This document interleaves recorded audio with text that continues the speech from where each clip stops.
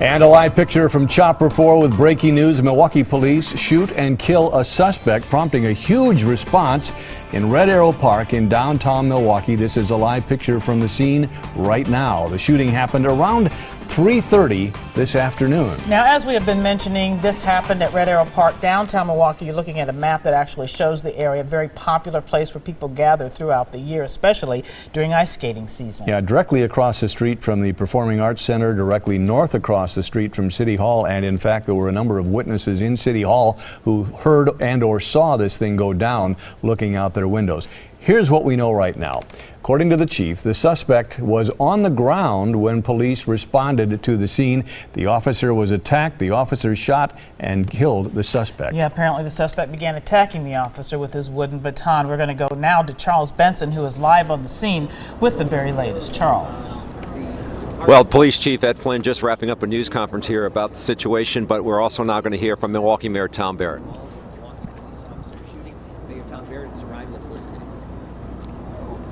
Earlier this afternoon, obviously there was an incident that occurred here that's a tragic incident. I want the people of this community to know that this is a rare and isolated incident here in downtown Milwaukee. Downtown Milwaukee is extremely, extremely safe. And you can see that by the fact that we have police that patrol this area on a regular basis. I'm still learning from the police chief and the district attorney and Michael Tobin, our Fire and Police Commission head, about the incident itself. But my purpose for being here this afternoon is to let people know that there's a lot going on in downtown Milwaukee that's very, very good. And we want people to come to downtown Milwaukee. Mayor, will you visit the officer at the hospital?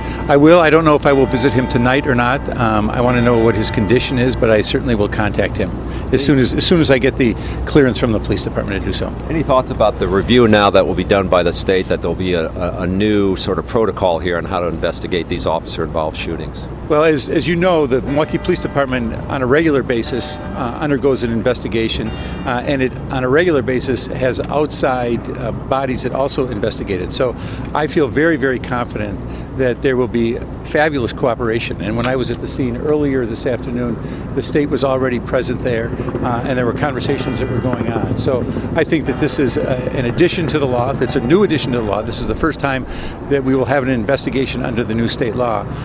And I think it's something that the people of the state wanted, and I think it's fine. I think it's good. Were you inside City Hall, and can you describe what the scene was like when word spread that there was gunfire outside of City Hall? I can tell you exactly what I was doing. I was on the 6th floor of City Hall. I was in a Department of City Development AIM meeting where we have department heads talking to us, and I heard the gunshots. I heard the gunshots and remarked that sounded like gunshots. We heard the sirens immediately, and within a minute or two we received a phone call. So I was able to hear the shots, just as many people were, I think, here in downtown Milwaukee. Now, that's on the south end of the City Hall, is that correct? It's probably, yes, it's closer to the south end of City Hall. So that was loud enough for you to hear? Oh, I absolutely heard them. I absolutely heard them. How many shots did you hear? Again, I would say at least 5 shots, and I don't know, maybe a few more than that, but I would say in the neighborhood of 5 to 8, somewhere in there. But again, it was very rapid fire. And what did you do then after that? Well, again, I didn't know for certain what it was, but I did remark to the people in the room. I said, that sounded like gunshots. And I said, let's have somebody check. And before we could even have someone find out, the phone call came into the room to my chief of staff that this incident had occurred. Were you ever told to stay in your office? No, not. Again, what the sirens we heard, I think clearly were the police vehicles coming to make sure that the police officer was in good condition. Because I think from what we've heard, he was fearful of what was happening with the baton. Was there any lockdown at City Hall or stay in your place? Again, I want the people of this community to know that there is no reason for concern, that this was an isolated incident. Clearly it was a tragic outcome, but downtown Milwaukee is very safe. There are shows going on, there are restaurants, everything's open, everything's good. Come on downtown. All right, thank you very much. Thank you. Yep. Hi, I'm sorry. So, Mayor, Barrett describing the situation inside City Hall at the time of the shooting, heard the shots, but his overall message here, concerned about the officer, concerned about the situation here, except to say that downtown Milwaukee is very safe. To recap some of the information in case you are just joining us, there was an officer-involved shooting here at Red Arrow Park, just in front of the Starbucks, right on Water Street and next to City Hall. And we're told by the police chief, who also just wrapped up a news conference here about the situation, which is still early in the investigation, but that an officer had encountered a man who was lying on the ground in Red Arrow Park, had approached the man, and during that approach, that somehow the suspect was able to grab the officer's baton and started hitting the officer in the head. That's when the officer pulled his gun and fired multiple shots, anywhere from 5 to 10 shots, hitting that man multiple times. And so the officer has been taken to the hospital. The man died here on the scene. And for the next several hours, police have been investigating this situation, trying to find out more. We do know that the police chief is asking for more eyewitnesses. He knows that within these tall buildings, people would have seen what was going on, but his officers have not been able to get to everybody who might have witnessed this. We know people inside City Hall were also witness to this event, including Milwaukee Alderman Bob Bauman. So they're going to try to get to as many people to provide information about what they were able to see from their offices, from the windows, from these buildings that overlook Red Arrow Park. The police chief is also asking for any surveillance cameras. He knows that there's a lot of downtown businesses here that might have cameras, so they're looking for that kind of information as well. And he also points out, while the police are down here, the district attorney's office is down here, John Chisholm, Kent Lovern, who normally review officer-involved shootings, for the first time now, because of a new state law, the Department of Justice is also going to be here on the scene, looking at exactly what happened here and try to come to a final conclusion as to what happened with this officer and why this involved it in a fatality.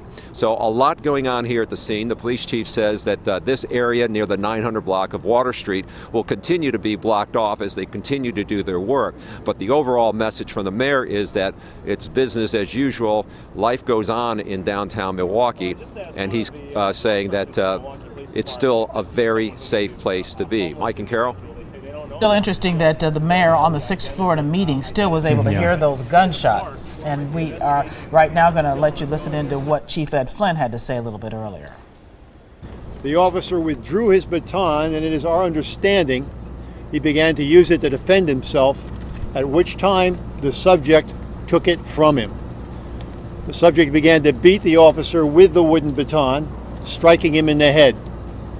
The officer withdrew his sidearm and fired several shots at the individual, striking him numerous times and ultimately causing his death. Backup officers arrived at the scene and commenced CPR. Fire department responded, and the individual had expired by that time. The officer is at Frederick Hospital right now, being treated for injuries. He is a 13-year veteran of the department. He's 38 years old. Suspect at this time is unidentified, and the officer's baton is still underneath the suspect at the crime scene. Yeah, really amazing that they have not been able to talk to the officer because of his injuries. And also, we know there are a lot of witnesses down there, so they should be able to get at least a different perspective as to exactly what happened with at least one surveillance camera. Katie Crowther has been down in the vicinity talking with people who were nearby, heard or saw what was going on. Katie, let's go ahead and get your account. Yeah, Mike and Carol, you know, a lot of those witnesses are still shaken up. It was truly a moment of terror as they heard gunshots in the middle of the day. Some were just a few feet away from where it all happened. They saw police surrounding the man. And as you can imagine, around 3:30 this afternoon, this was a very crowded area. A lot of people walking to get coffee or heading back to their offices. Many spend a lot of time in Red Arrow Park and can't believe this happened here. They're just thankful now that no innocent bystanders were injured in the chaos. I was very scared. I walked out of the Milwaukee Center and heard the 5 gunshots and didn't realize at first what was going on or where it was, but looked across the street and kind of figured it was in Aero Park area. There is still a huge area blocked off, as you can see. Many intersections are closed. We're at Water and State Street, which is one of the main intersections that's blocked off. Some people are still having to wait inside the Marcus Center and other areas to get to their cars, which are now part of a major crime scene. So definitely, if you can, avoid the area for the next few hours. Reporting live, Katie Crowther, today's TMJ4. Yeah, a little disruption, but the good news, no one in the public was injured. Thank you very much, Katie. Once again, a live picture from Chopper 4 over the scene. The shooting occurred right there on the southwest corner of the ice skating rink at Red Arrow Park. That tent there marks the area where the body was located. We do not know if it is still there or if it has been conveyed to the medical examiner. In any case, the Department of Justice investigation continues. You can see officers still on the scene. We'll take a break and then be right back.